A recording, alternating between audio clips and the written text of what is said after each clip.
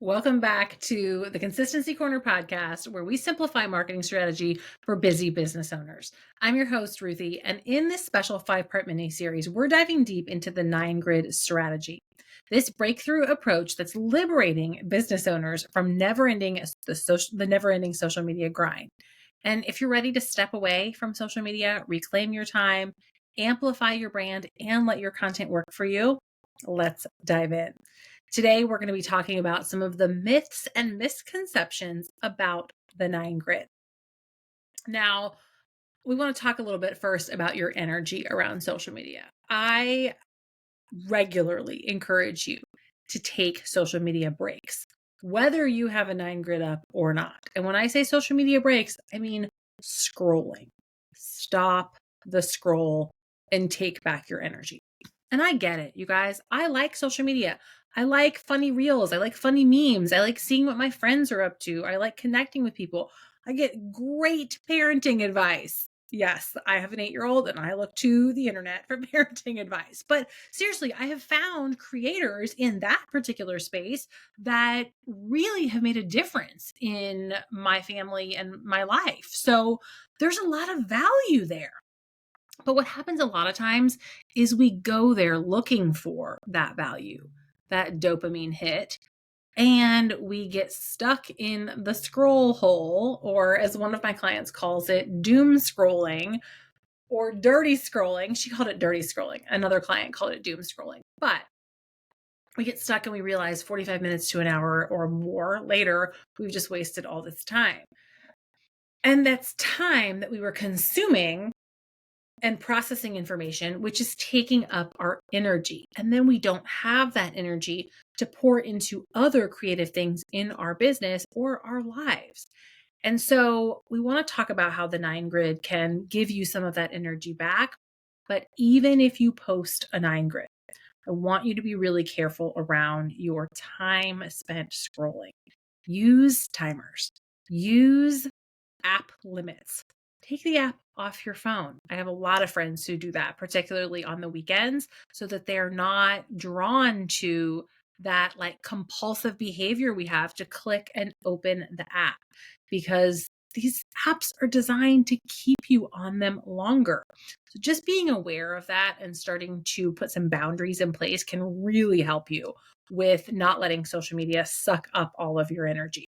But when it comes to social media in terms of your marketing strategy, let's talk a little bit more about the 9 grid. And I want to clear up some misconceptions or myths that you might have heard around social media or around the 9 grid, and understand how this can be an effective strategy for you in terms of having a comprehensive marketing strategy that doesn't take up all of your time and energy. So myth number 1 is that the 9 grid is a one-stop solution. Okay, here's the thing. There is nothing in the world of marketing that is a one size fits all, magic bullet, microwave, instant, change your life thing. That's not a thing. Marketing is a complex ecosystem, symphony or salad. I love the salad analogy. That helps your business thrive and grow. And there's a lot of pieces and parts. And marketers are really good at marketing and telling you that their thing is the one thing that's going to totally change your business. And I'm telling you, that's just not true. There's no one step, one stop solution. And the 9 grid isn't a one step, one stop solution either.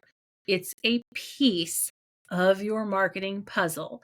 And by setting it, you now have your energy back to focus on other things. But we can't just put up a 9 grid, do nothing else when it comes to marketing our business, and then say, well, that didn't work for me. So think about your marketing in terms of, or your 9 grid in terms of your marketing ecosystem. Are you integrating strategic calls to action, such as where people can connect with you? Maybe they want to send you an email or connect in the DMs. Maybe you're asking them to opt into a form where they get a free resource and now they're on your email list. Maybe your call to action is just to call you or text you. You know, this is a great example for a realtor. If you've got a listing that is in a hot market, you might want your clients to call you or text you because that's the fastest way to get a hold of you. But think about the 9 grid in terms of your funnel and how people specifically can take the next step and what that next step is. All right, myth number 2. The 9 grid equals complete brand representation. Now, I want to talk about a couple things here. I want to talk about a 9 grid if you have a website and a 9 grid if you don't have a website. So if you don't yet have a website, a 9 grid is a great place to start because we can take all of that comprehensive information that would be on a website and make sure it's included in your 9 grid. So when somebody Googles you, your Instagram is going to be the first thing that comes up. If we're using strategic keywords, search engine optimization is a real thing. But then you're able to have your digital footprint share your story on Instagram without a website.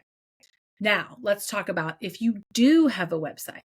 Let's say your website is amazing, you love it, you invested in great design, it's fabulous.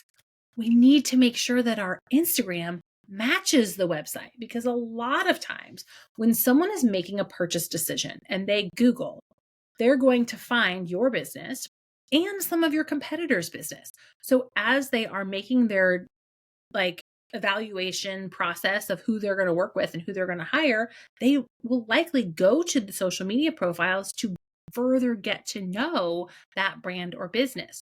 So if your social media doesn't match your website that you spent so much time and or money or energy creating, it's not doing you any favors.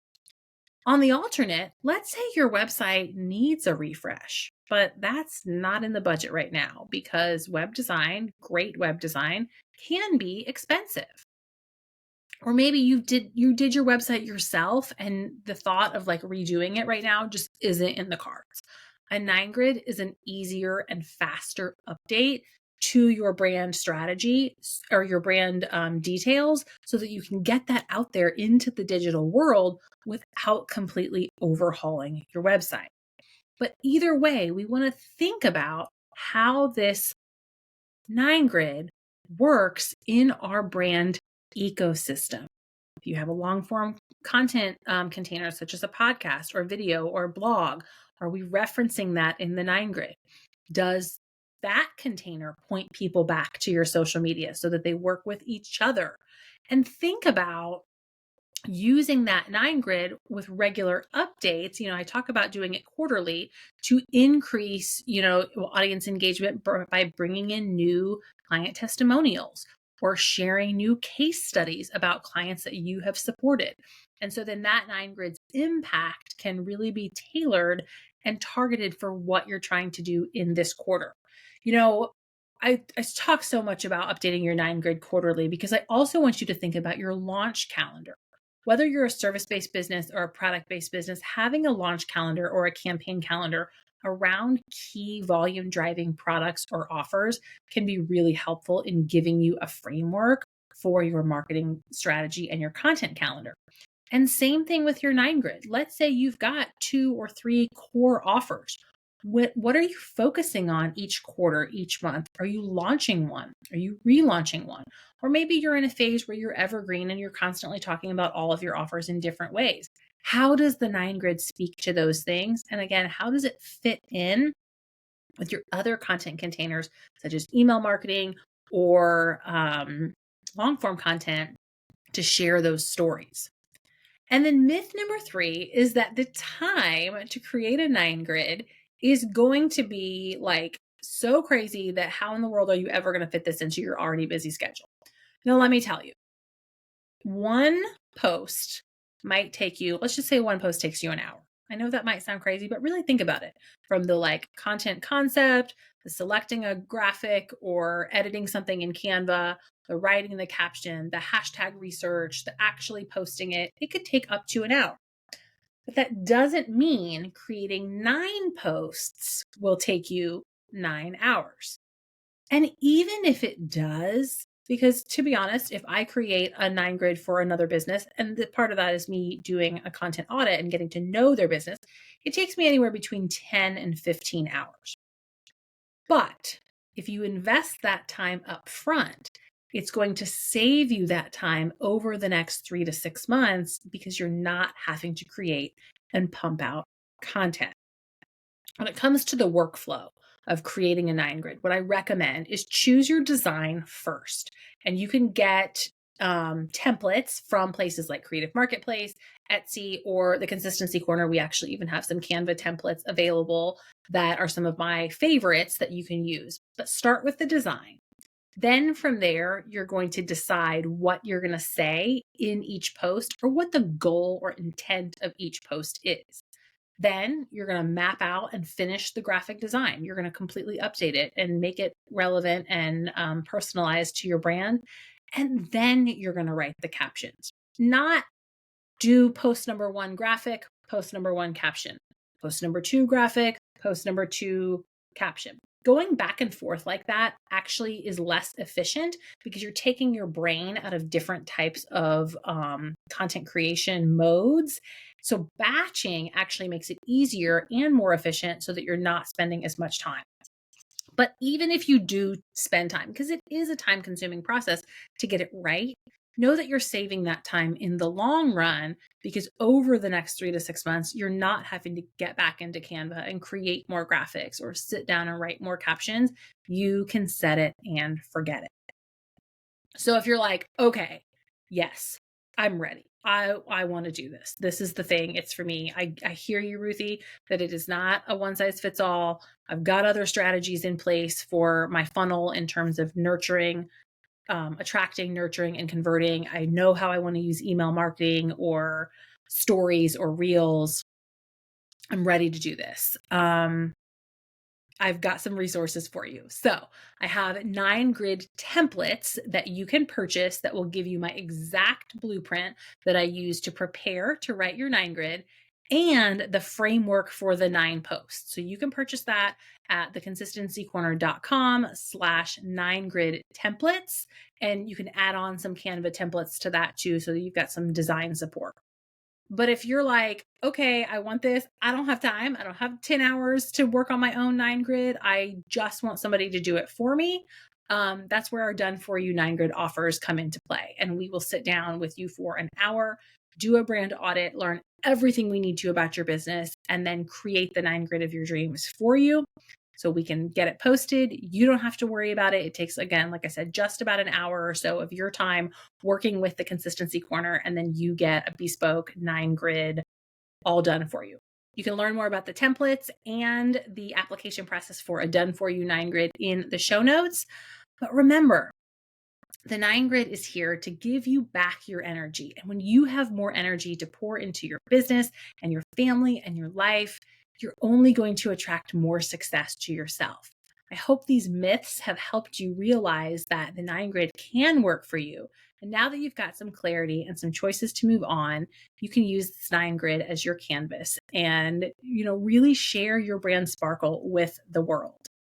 In our next episode, we will be wrapping up with a little bit more around the considerations of the funnel and, quite honestly, how often you need to update your 9 grid and what to do after you post it in terms of stories, reels, email, and some of those other containers that we have been talking about. So stay tuned and we will chat soon in the next episode.